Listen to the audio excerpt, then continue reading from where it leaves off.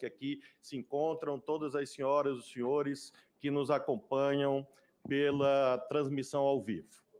Eu aqui compareço depois de 30 anos em que um senador teve a honra de ser indicado para o Supremo Tribunal Federal.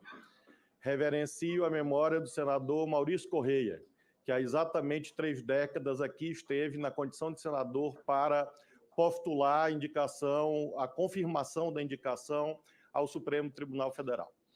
Aqui, e alhures, não é estranha a presença de políticos e políticas nas Supremas Cortes.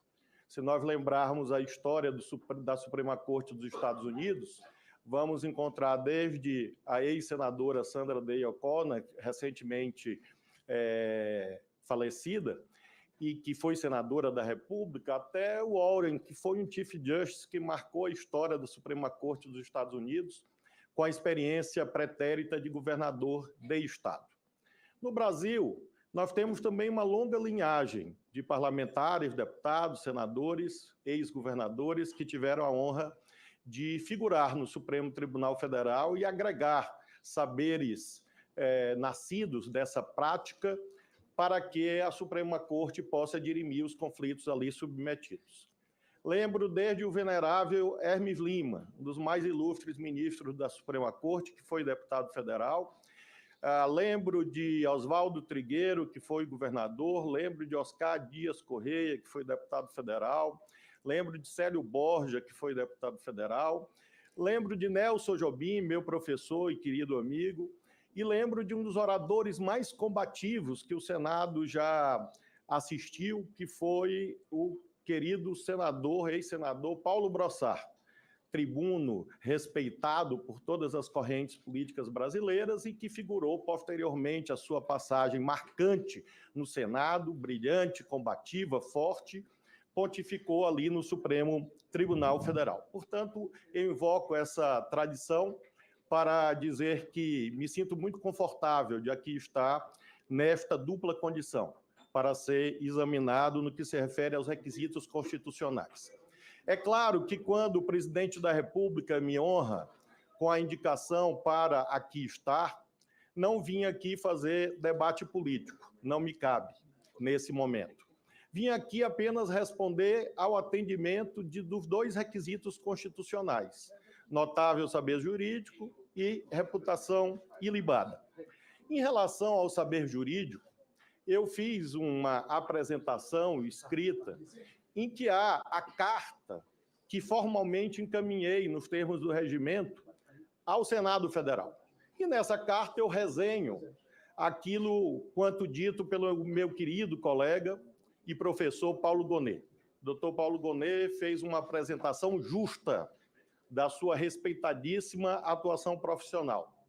E aqui fiz também por escrito, assim como ele, esta apresentação de dados curriculares. E acresci um elemento que é muito importante na vida acadêmica, que é a chamada comunidade dos pares. Um dos critérios de validade, de verdade sobre o quanto a ser dito aqui, é exatamente esta confirmação que emerge da comunidade dos pares. E eu tive a honra de receber manifestação pública de solidariedade de ministros do Supremo, nomeados desde Fernando Henrique Cardoso até o ex-presidente Jair Bolsonaro. Portanto, todos os presidentes da República indicaram ministros e praticamente todos, se não todos, manifestaram reconhecimento ao atendimento aos requisitos constitucionais. Me honrou também, muito especialmente, a carta dos 6 presidentes de tribunais regionais federais. Primeira região Brasília, segunda região Rio, terceira região São Paulo, quarta região Porto Alegre, quinta região Recife e sexta região Belo Horizonte. Porque são os dirigentes máximos da Justiça Federal ao lado do Superior Tribunal de Justiça. E, finalmente, claro que eu menciono as associações dos magistrados, Ministério Público, Defensoria, Advocacia, OAB, todos aqueles que fizeram esse reconhecimento. Portanto, dispenso mencionar dados curriculares nesse momento, mas quero aludir, sobretudo, a compromissos, sobretudo a teses, que são fundamentais que eu possa partilhar com este Senado acerca da verdadeira visão que eu tenho acerca da atuação do Poder Judiciário pátrio. A pergunta que se põe é: o que fazer no Supremo? Eu gostaria de sublinhar, em primeiro lugar, que tem um compromisso indeclinável com a harmonia entre os poderes. É nosso dever fazer com que a independência seja preservada, mas, sobretudo, a harmonia. Controvérsias são normais. Controvérsias fazem parte da vida plural da sociedade democrática, mas elas não podem ser de qualquer maneira e não podem ser paralisantes, inibidoras do bom funcionamento das instituições. Lembro que na Itália, na França, no pós-guerra, houve um momento de afirmação das Supremas Cortes em que havia também um diálogo, às vezes mais conflituoso, às vezes menos, entre aquelas instituições recém-nascidas naquele cenário dos anos 40 e 50 na Europa, para que pudessem dialogar com a política daquele momento e encontrar o ajustamento correto, às vezes 10, 20, 30 anos nesse diálogo democrático. O segundo compromisso nítido, firme e claro. A nossa Constituição tem um coração. Esse coração está no artigo 60, parágrafo 4º da Constituição. E eu quero reafirmar que, em tendo a honra de ser aprovado por esse Senado, são cláusulas, sim, pétreas, para o Brasil e para mim. A forma federativa de Estado, o voto direto, secreto, universal e periódico, a separação dos poderes e os direitos e garantias fundamentais. É isto que ali consta. E, por isso, esse é o núcleo de compromissos que eu venho aqui reafirmar. Aludo também a 3 presunções que são centrais, a meu ver. A primeira, presunção de constitucionalidade das leis. A inconstitucionalidade é um fato raro, ou deve ser assim visto. A inconstitucionalidade de uma lei só pode ser declarada quando houver dúvida, quando não houver dúvida, acima de qualquer critério razoável. Então, nós precisamos de uma certeza. E nas zonas de penumbra, como eu fiz a vida toda, há que se prestigiar a atividade legislativa. E jamais esquecer do princípio do paralelismo das formas. Se uma lei é aprovada neste parlamento, como eu tive a honra de ser deputado federal e tenho a honra de hoje ser senador, é aprovada de forma colegiada, o desfazimento, salvo situações excepcionalíssimas, não pode se dar por decisões monocráticas. Ou seja, para fazer colegiados, para desfazer colegiados, a não ser situações claras de perecimento de direito, quando houver, por exemplo, o risco de uma guerra, o risco de alguém morrer, o risco de não haver tempo hábil para eficazmente impedir a lesão a um direito em obediência a uma cláusula constitucional que é o princípio da inafastabilidade da jurisdição. A lei não excluirá do Poder Judiciário a apreciação de lesão ou ameaça a direito. Salvo essa hipótese, esse é um compromisso ético, independentemente de normas existentes de um lado e de outro, assim me conduzirei, repito, porque essa foi a minha prática como governador do meu estado, economizando nos vetos. E é por isso que todos os políticos de todos os partidos do Maranhão me honraram com uma carta de apoio. E faço isso também como ministro da Justiça, porque também, quando tenho o dever de opinar sobre a constitucionalidade de leis, numa espécie de controle prévio de inconstitucionalidade, sempre busco minimizar tais vetos e valorizar as deliberações parlamentares. Portanto, mais do que palavras, são compromissos de vida, assentados na prática pretérita, que é o critério dominante de aferição da verdade. A segunda presunção que eu quero afirmar é da legalidade dos atos administrativos. Eu governei um Estado. Eu sei como é difícil gerir a escassez. E, por isso mesmo, apenas excepcionalmente, o Poder Judiciário deve infirmar a validade de atos administrativos. Repito, nas zonas de penumbra, qual é a presunção que prevalece? A de legalidade dos atos administrativos. Isso emerge muito claramente da lei de introdução às normas do direito brasileiro. que, no artigo 22, determina isto, de que, na interpretação de normas sobre gestão pública, há que se considerar os obstáculos e as dificuldades reais do gestor. Eu fui gestor, e, por isso, considero que essa experiência ilumina o cumprimento dessa segunda presunção. A terceira presunção, presunção de inocência, que deriva diretamente de conquistas civilizacionais que têm séculos.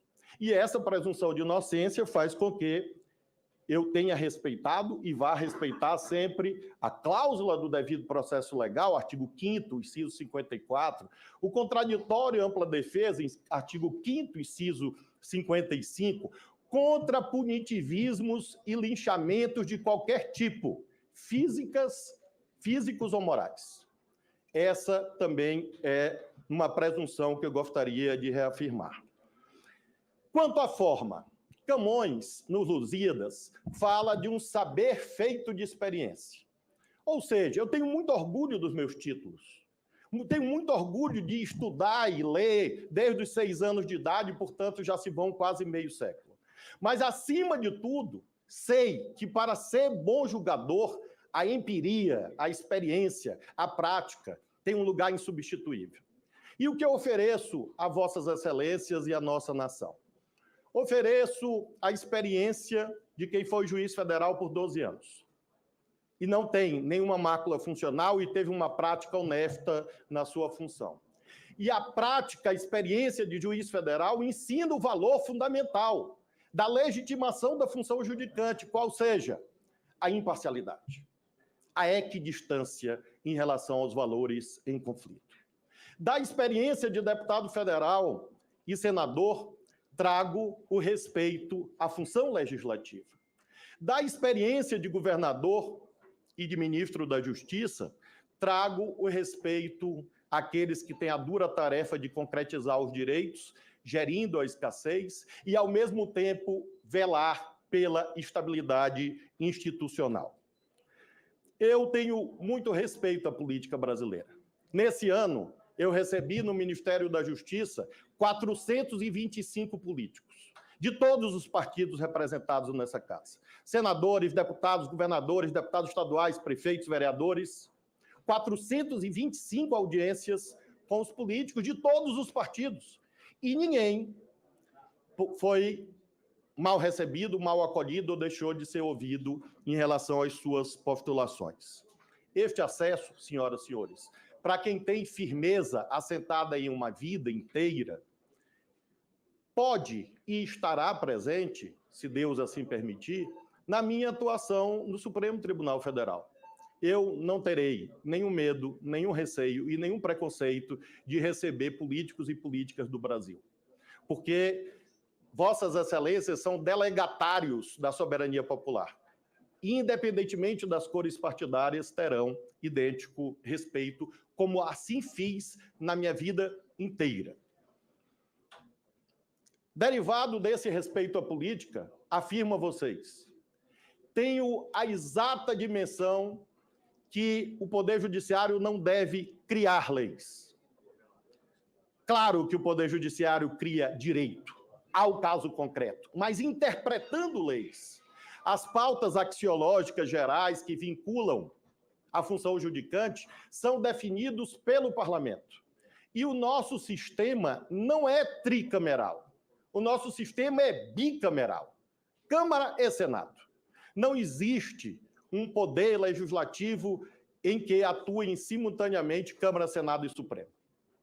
E essa compreensão é fundamental para que nós tenhamos a compreensão que a autonomização do direito, que foi uma conquista do pós-guerra, não pode se transformar em decisionismos ou indeterminabilidade quanto às normas jurídicas, porque isso traz insegurança ao funcionamento da sociedade, da economia e da política. Lembro que nós temos, sim, autorização contida em lei para atuarmos. Nós temos autorização contida em lei para atuarmos quando não houver lei aplicável. Artigo 4º da Lei de Introdução às normas do direito brasileiro. Finalizo, senhor presidente, dizendo que eu tenho um entendimento assentado em Max Weber de que existem formas diferentes de legitimação da função pública.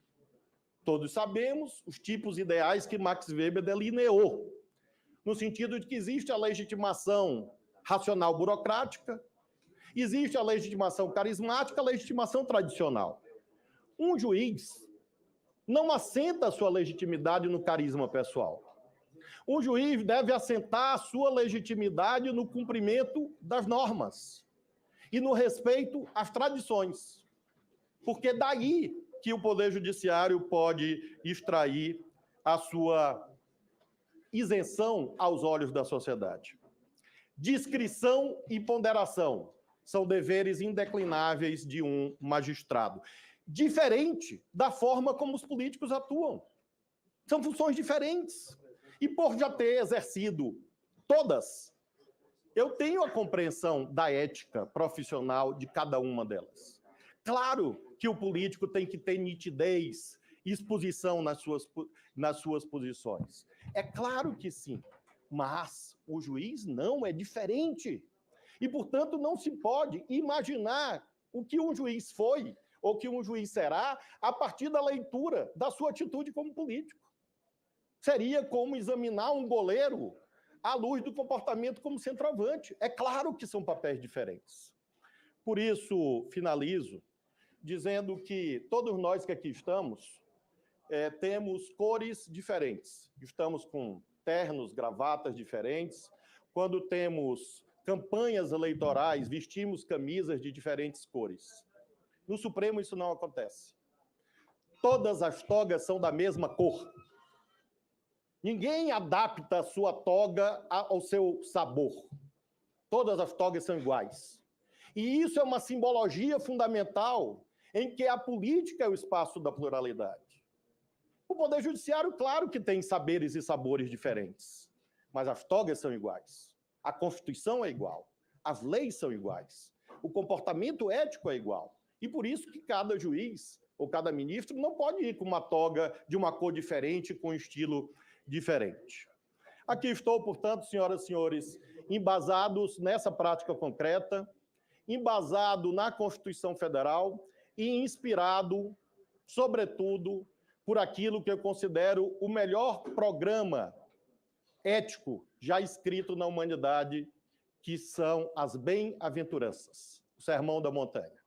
Inspirado, portanto, nas bem-aventuranças e no Sermão da Montanha, e apoiado nessa experiência prática e na Constituição, que respeitosamente e humildemente me submeto ao melhor tribunal, que é o julgamento dos meus pares. Com muita tranquilidade, com muita confiança e muita homenagem à nossa nação, a qual eu tenho orgulho de servir como servidor público, já se vão 34 anos. Muito obrigado.